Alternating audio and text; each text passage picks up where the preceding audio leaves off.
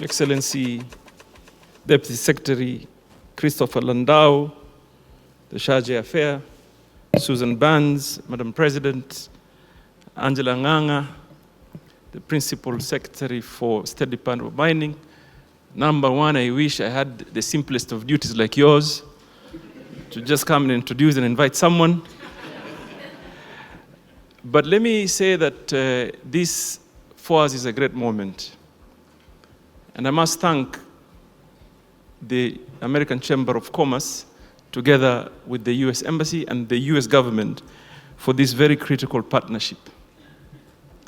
So just to let you know that I had a formal speech, but I felt like I must shelve it for this moment, because really it is talking about the opportunities and what it is as government that we are doing to ensure we unlock the potential. Number one, just to confirm what Angela said of our endowment. I want the world to know that Kenya is blessed. Kenya is properly endowed with minerals, but it's untapped. Now, the choice we have as government is that, do we want to continue to procrastinate, talk about how wealthy we are and yet so poor, or take action? Now, government has decided to take action. In terms of policy framework, we have reviewed our regulations, because one of the greatest sticking points of the period was, how do we handle communities? How do communities participate fairly and squarely? And we found that there had been a conversation for far too long on creating jobs. Everybody that talks of investment, they say, create jobs, create jobs. We are saying, create jobs, but also create wealth. So, what is Kenya looking for? A win-win situation. Kenya is the main driver of logistics in our sub-region, Central and Eastern Africa.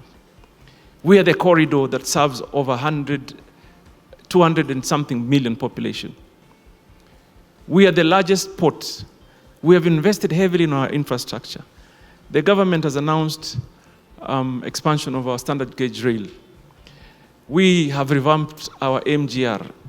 Now I'm speaking to this because it touches on how we positively exploit minerals and value add. Because the magic word for us in Kenya here is beneficiation.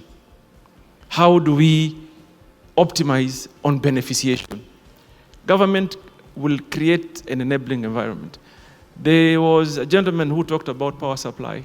You know that the president has announced, or you all are aware, the president has announced a 10,000 megawatt power supply project. We have reserved it in the mineral sector at the barest minimum 30%, because we have seen the opportunity. Now, what do we want to do? We want to redefine. There may be minerals that are critical to the world, and it's appreciated. Like, for example, the niobium, the rare earth. So we are talking to partners to manage the beneficiation and offtake. But there are minerals that are also critical to us. For example, our iron ore will allow us not only to stop importing steel, but be net exporters for steel. Our phosphates, and possibly it's likely to be the biggest byproduct of Mrima Hills. So Kenya all of a sudden will turn from being importers of fertilizers to net exporters. But that can only be achieved when we have maximum beneficiation. And for that, I don't think we can have a better partner than the US. I have visited the US 3 times. I think I'm going to be there again next week. I've understood their values. We share common values: accountability, transparency. They have the America first. We have the Kenya first. And we have a balance. We meet somewhere in the middle where we allow a win-win situation. So I'm excited to be here today to announce that Kenya is not only ready to unlock the potential, but wants to participate in different prospects of minerals. Your Excellency, I keep repeating this joke. I was in Tanzania, invited as a guest of my counterpart there. And when he was making his remarks, he told me, Honorable Waziri, you can announce many things, but please don't attempt to announce that you have Tanzanite in Kenya. And I responded simply by saying, minerals are not human. They don't get to a border point and stop and ask, am I going to Kenya? Or they don't meet an immigration officer who asks for a passport and say that you can't cross over. So if Tanzania is contributing 11% to the GDP, we are under 1. If Ethiopia has announced the potential, for example, in the ounces of gold that were found on our border point, and the other day Uganda announced similar findings of gold potential on our border point, just across Kenya. If you cross the border, you find Ugandans and they are making a big announcement. Where is Kenya? Right in the middle. Right in the middle. The famous Mozambique belt that is known for copper and gold and other heavy minerals, cut across us. It starts from our border point and crosses over to the other side. Now, someone can easily say, okay, Kenya has not done very well. Why are you at 1%?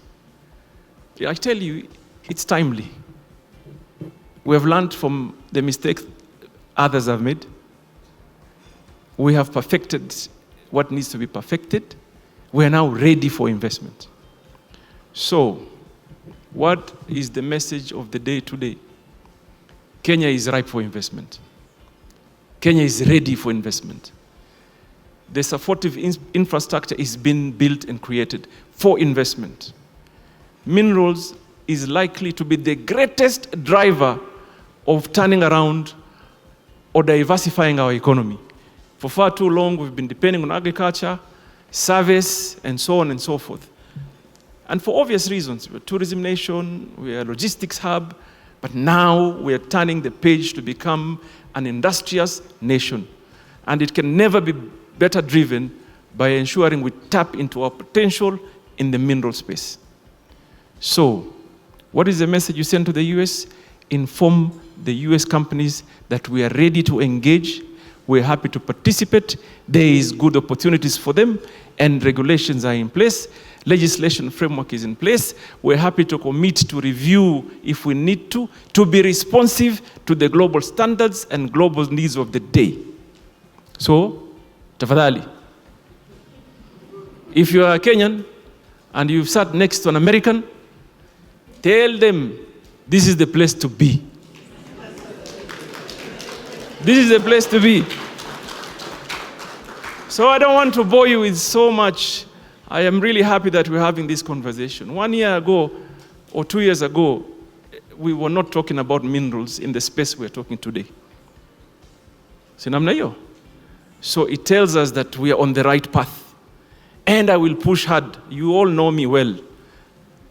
When I say it's got to be done, it will be done. I mean, there's no excuses.